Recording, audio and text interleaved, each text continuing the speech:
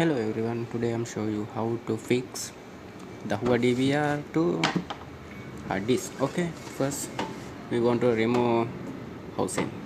Now I'm already removing screw like this housing. Okay, here have power and SATA. DVR box inside come in SATA port and power cable. I'm fixing. After hard disk side, yeah,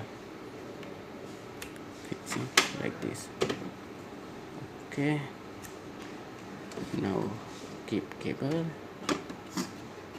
keep here and rounding another side. See, here have screw. Now I'm finished all the screw and another side. Okay, after fixing housing like this,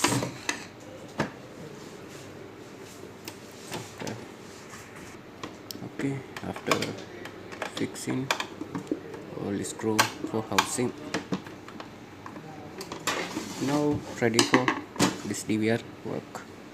Don't forget following and subscribe our channel.